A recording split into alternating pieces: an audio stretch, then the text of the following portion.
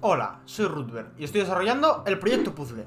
Y hoy, por fin, después de mucho tiempo, doy por concluido el río. Y es que este es el tercer y último vídeo hablando sobre el río. En el primero comenté los distintos cálculos matemáticos y cosas varias que usé para dar forma al río y, como no, los problemas que me dio. En el segundo comenté cómo hice el efecto del agua en reposo y cómo hice la mecánica de que cuando tú echas un objeto al agua, la corriente se lleva a ese objeto. Y me dejé un puñado de cosas pendientes. La primera es que si tú tiras un objeto al agua, que eso flote en el agua.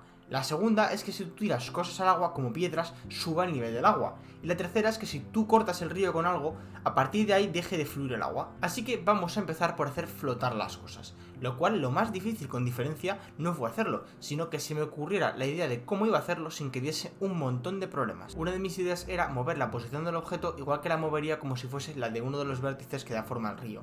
El problema que iba a tener es que si yo intentaba después sacar el objeto del agua iba a ser completamente imposible. La segunda idea era que cuando el objeto cayese al agua yo lo que hacía era desactivar su gravedad.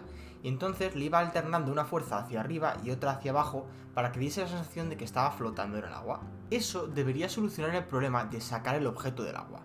El problema que tendría es que, según yo voy alejando el objeto del río, el río tiraría de él hacia abajo para mantenerlo en el agua. Entonces generaría un forcejeo constante entre yo tirando de él y el río tirando del objeto también. La última versión basada en la anterior ya sí que solucionaba todos los problemas.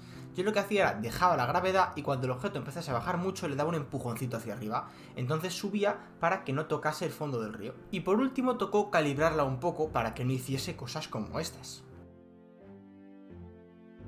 Pues ya está, ya flotarían los objetos, que la verdad es que fue mucho más fácil hacerlo que pensar una solución. Y en su máximo esplendor, los objetos al flotar quedarían tal que así.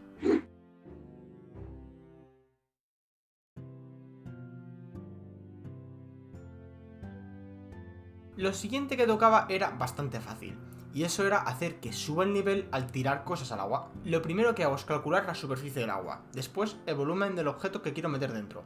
Y después con esas dos cosas calculo cuánto subiría el nivel del agua si meto ese objeto dentro. Entonces cuando lo meto dentro, subo esa altura y punto.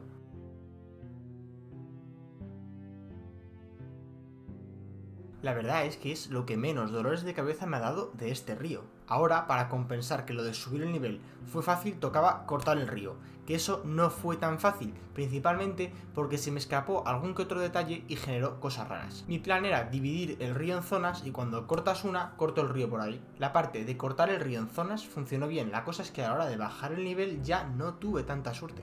Mi plan era que según va haciendo las ondas del río, cuando llegue a la zona que está cortada, en vez de seguir haciendo las ondas igualmente, coge y a la vez de hacer las ondas, baja el río. Porque si bajase el río directamente parecería que en esa zona el río se había quedado congelado. Mi plan era que si yo quiero que el río baje 5 metros, cojo una variable que la voy moviendo desde 0 hasta 5 y se la voy restando a la posición de los vértices del río. Entonces esa zona baja. El problema es que no tuve dos cosas en cuenta. Entonces pasó esto. Y es que por cómo tengo hecho el sistema, en algunos vértices estaba restando esa altura y en otros sumando. Entonces unos subían y otros bajaban. Y no es solo eso, sino que además cometí otro error. Y es que yo para actualizar la posición de los vértices actúo sobre la posición actual de los vértices, no sobre la posición en la que ondulan, que sería la zona centro. Entonces lo que pasaba es que no paraba de subir o de bajar, porque lo que pasaba es que yo estaba restando ese valor siempre, constantemente. Entonces se iba acumulando la de una vez con la anterior y así muchas veces. Lo que pasa es que si yo empiezo en 0, le resto 0, después le resto 1, luego 2, luego 3, luego 4, luego 5, he llegado a menos 15, no al menos 5 que yo quería originalmente. Y lo peor de todo es que ese 5 se iba a seguir restando después. Tuve que hacer algún pequeño cambio y ya hacía lo que yo quería, que evidentemente era esto. Y ya está, ya estaría terminado el río. Gracias, gracias. Ahora me toca usar el cerebro para ver con qué sigo. ¡Qué pereza!